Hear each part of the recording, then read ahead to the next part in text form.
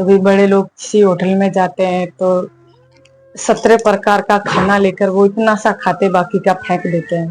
तो उससे अच्छा है कि भाई गरीब को दान दे तो उसका भी पेट भर जाएगा। जब भी हम बड़े लोगों के पास जाते हैं मांगने तो खाली हाथ आते हैं। राम राम भैया, मैं सुशीला सपेरा। तो मैं खाटू में जाती हूँ मांगने के लिए, तो मैंने वहां एक चीज देखी। जो भी भाई बंदे, बुरा मत मानना, पर जो भी सही है मैं वो सही बता रही हूँ। अगर किसी को भी बुरा लगे तो अपनी छोटी बहन समझ के माफ करना। तो बात ये है कि हम जो बड़े बड़े सेठ लोग आते हैं उनकी हम आस रखते हैं। मेरी बात नहीं, हम सारे जो भिखारी होते हैं जो सब बड़े बड़े लोगों की आस रखते हैं, तो हम मांगते हैं आस लेके अपनी।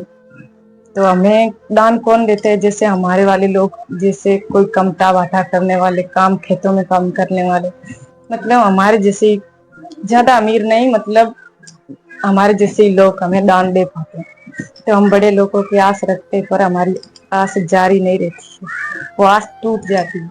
क्योंकि मैंने कितनी बार देखा, जब भी हम बड़े लोगों के पास जाते हैं मांगने तो खाली हाथ आते हैं, कुछ नहीं मिलता। और जैसे कोई मजदूर या काम करने वाला हमारे जैसे ही आदमी हमें कुछ दान दे पाता है, उन्हें बड़े लोगों की तो आस ही नहीं। अब तो मैं आस ही नहीं रखती, क्योंकि कोई दान तो देता नहीं, फिर आस की चीज की। तो ऐसा क्यों है बड़े लोग दान नहीं दे पाते?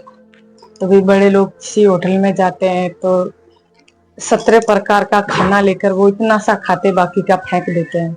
तो उससे अच्छा है कि भाई गरीब को दान दे तो उसका भी पेट भर जाएगा। जरूरी नहीं कि दान हमें भी दो, जरूरी ये है कि कोई भी सड़क पर सूता भिखारी भूखा, उसे भी अगर एक रोटी भी दोगा तो आपके वहां ऊपर लिख लीजिएगा कि आपने बहुत बड़ा नेक काम किया है। तो ऐसा काम हर किसी को करना चाहिए। हम तो वैसे भी गरीब है, फिर भी हम ऐसा काम कर ही लेते हैं कभी कभी।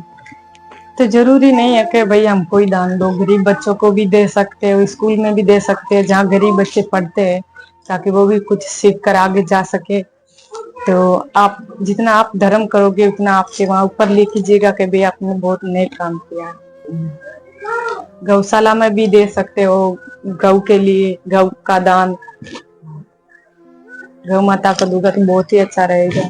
आप यहाँ धर्म करेंगे, आपका वहां ऊपर धर्म लिख लीजिएगा, जैसा आप करोगे वैसे ही ऊपर वाला लिखेगा।